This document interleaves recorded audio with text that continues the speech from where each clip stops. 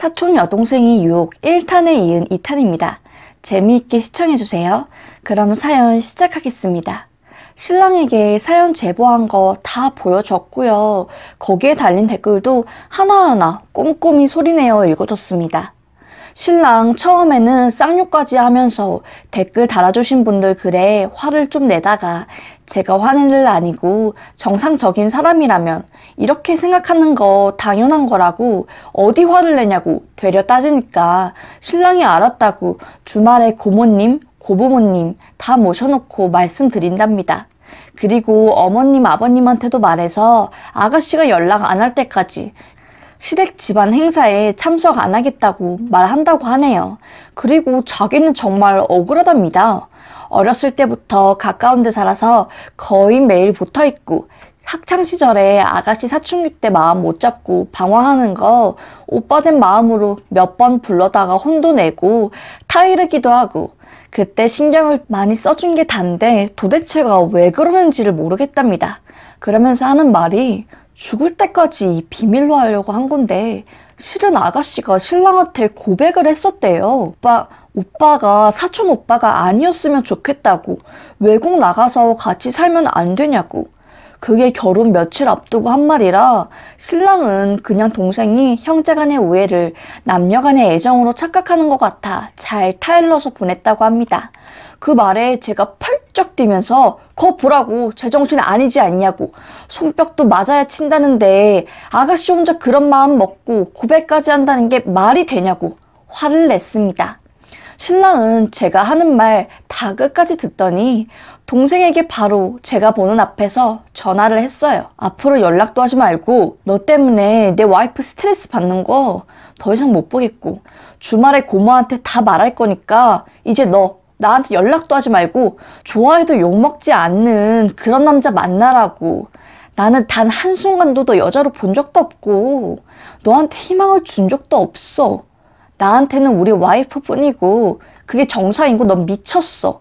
그렇게 말하고 끊었습니다. 주말에 고모님 네 분 찾아뵙고 전후 사정 다 말씀드려서 해결 보겠습니다.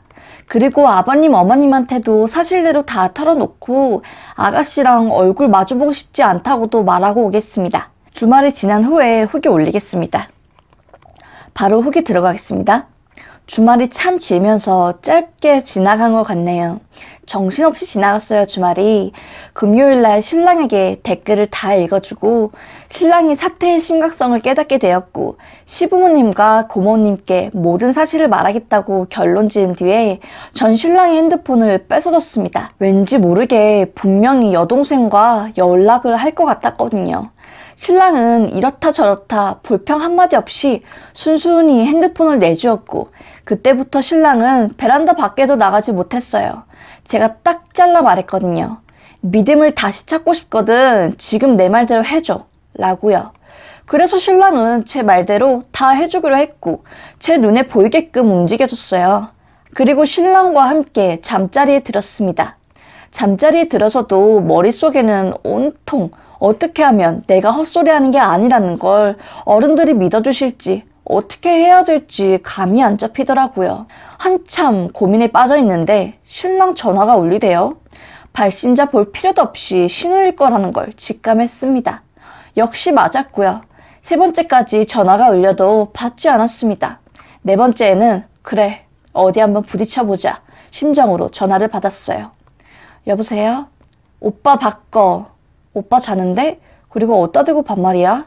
너 지금 몇 시인지는 알아? 오빠 바꾸라고! 오빠가 전화하지 말라고 한 거 금세 잊어버렸나? 하긴 그러니까 사촌 오빠인 것도 잊어버리고 고백이나 하고 그런 거겠지. 야, 너랑 할 말도 없고 들을 말도 없고 신랑도 너랑 말도 섞기 싫다더라. 너 같은 미친년 처음 봤다고 소름 끼친대. 근데도 바꿔주길 바래? 그러니까 오빠 바꾸라고! 네가 그렇게 찾는 오빠 지금 내 옆에서 나랑 한 방, 한 침대에 같이 있다. 너 할 말 없어. 끊어. 일방적으로 끊었습니다. 얼마나 술이 됐는지 발음도 다 꼬이고 무조건 오빠 바꾸라고 소리소리 지르는 모습에 정말 할 말을 잃게 만들더라고요. 그리고 한 번 깊어진 의심은 끝도 없이 신랑과 신우의 관계를 더 의심하게 됐고요. 괜히 전화를 받았나 싶을 정도로 열이 가라앉지 않는데 또 전화가 왔습니다. 그때 정말 갑자기 토커님들이 말씀해 주셨던 게 녹취가 생각났어요. 어찌 보면 이게 제 유일한 증거가 되겠구나 싶어서 마음을 진정시키고 다시 전화를 받았습니다. 그리고 내일 이 통화 내용을 어머님, 아버님을 비롯해 고모님 내외분께도 들려드릴 생각으로 만에 하나의 트집도 잡히지 않기 위해 이번엔 존댓말로 정말 속상하다는 투로 전화를 받았습니다. 네, 아가씨. 아가씨, 정말 왜 이러세요? 지금 시간이 몇 시예요? 야, 이거 오빠 전화잖아. 왜 네 년이 받고 난리냐고. 아가씨, 술 많이 취했어요?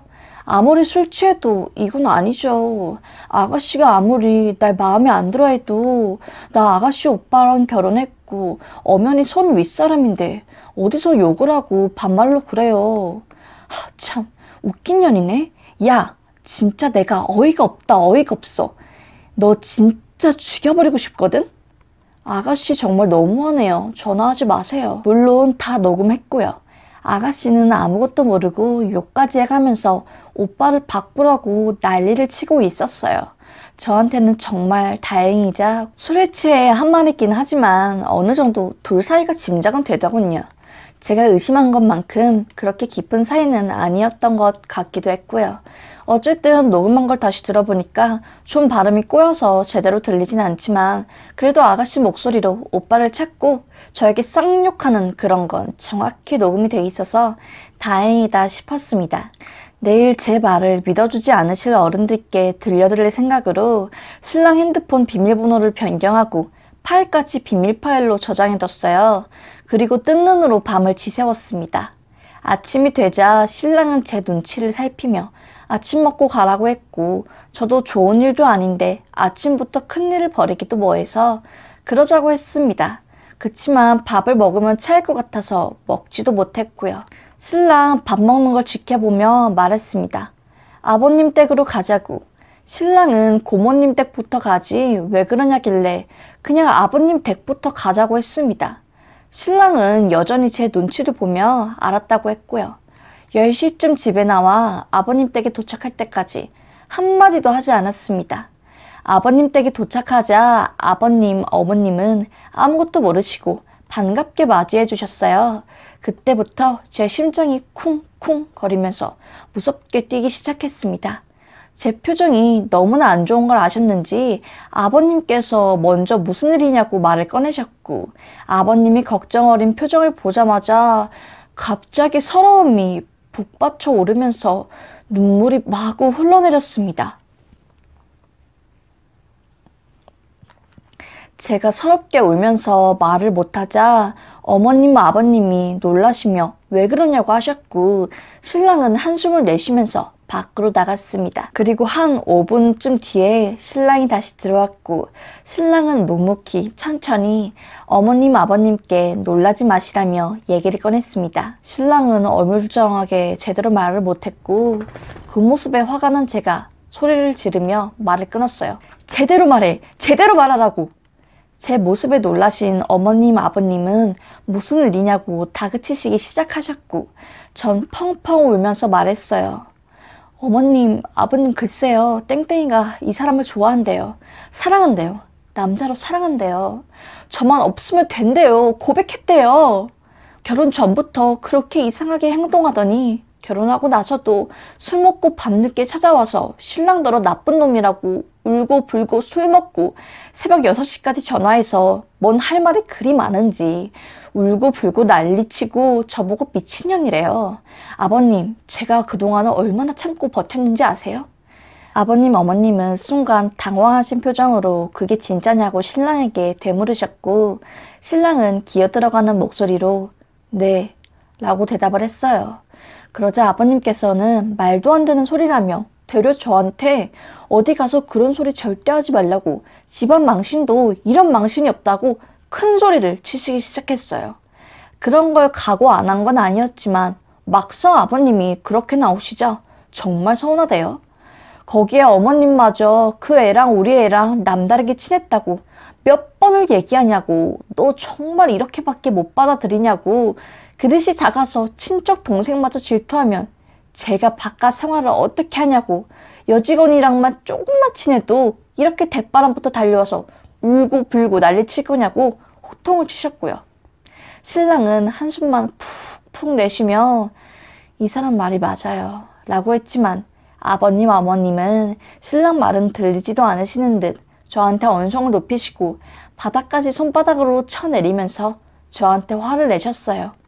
그래서 제가 어제 새벽에 녹음한 걸 들려드리겠다고 새벽에 전화한 거 제가 녹음해놨고 이거 들으시고 다시 말씀하시라고 핸드폰을 내밀었습니다. 그러자 아버님은 들어볼 필요도 없다고 자리에서 일어나셨고, 어머님은 정말 한심하다는 표정으로 절 보셨어요. 한 번만 들어보시라고 애원했고, 그 모습에 어머님이 못 이기는 척 핸드폰을 받아가셨어요. 그래서 녹음한 거 비번 풀고 들려드렸고요. 녹음한 걸 들으시던 어머님의 표정이 점점 심상치 않게 변하시는 게 눈에 보였어요. 녹음한 걸 다 들으신 어머님은 입을 다물지 못하셨고, 아버님에게 핸드폰을 들고 가셔서 녹음한 걸 들어보라고 하셨습니다. 아버님은 됐다고 그만 못하냐고 하셨지만, 어머님이 아가 말이 맞다고 어쩜 좋냐고 하시자 아버님도 녹음한 걸 들어보시대요. 그리고 한참 동안 조용히 했습니다. 거실에서 저 우는 소리만 들렸고요. 한 30여 분이 지나자 아버님이 다시 오시더니 고개를 못 드시고는 저한테 미안하다고, 말도 안 되는 소리라서 네가 어디가 잘못된 줄 알았다고 미안하다고 하셨어요. 그리고 어머님은 아버님이 입을 여시자 신랑을 마구 때리시기 시작하셨고요. 아버님은 어머님께 고모님 뇌에분을 오시라고 하라 했고, 우리가 와 있단 말을 하지 않고 아가씨도 데리고 오라고, 그냥 얼굴이나 보고 밥이나 먹게 오라고 하셨어요. 어머님은 아버님 말대로 고모님께 전화를 드렸고, 아무것도 모르시는 고모님은 40여 분이 지난 뒤에 도착을 하셨습니다. 아무것도 모르는 고모님과 고모부님이 밝은 목소리가 들려왔고, 뒤이어 아가씨의 목소리도 들려왔습니다. 아버님은 저에게 방에 들어가 있으라고 하셨고, 못 이기는 척 방으로 들어왔습니다. 잠시 후 분위기가 왜 그러냐고 호호거리시는 고모님과 신랑을 발견하고는 좋다고 오빠 오빠 거리는 아가씨 목소리가 들렸고, 저는 억장이 무너지는 기분을 느꼈습니다. 그때 아버님이 고함 소리가 들려왔고, 왜 그러냐며 맞받아치시는 고모님의 목소리도 들렸습니다. 아버님은 신랑에게 네 입으로 네가 얘기하라고 소리치셨고, 고모님은 무슨 일이냐고 사람 불러다 뭐 하는 거냐고 따지셨어요. 그러자 어머님께서 저더러 나오라고 하셨고요. 전 고모님 오셨냐며 인사를 하고는 아가씨를 쏘아봤습니다. 안절보절 못하고 눈치를 볼 줄 알았는데 거참 당당하게 거실에서 저를 째려보고 있대요. 그러고는 갑자기 저한테 달려들어 제 팔을 붙잡고 나가자며, 여기서 이럴 게 아니라 우리 나가서 얘기하자며 제 팔을 잡아 당겼습니다. 그 모습에 신랑이 일어나 아가씨를 밀쳐내며 뭐하는 짓이냐며 소리를 질렀고, 내동댕이 쳐진 아가씨를 보고 고모님과 고부모님 놀래서 신랑한테 뭐라는 거냐고 소리를 치셨어요. 집안은 서로 소리치고 전 울고 정신이 하나도 없었습니다. 그리고 아가씨는 신랑에게 밀쳐져서 충격을 받았는지 갑자기 울음을 터뜨리대요.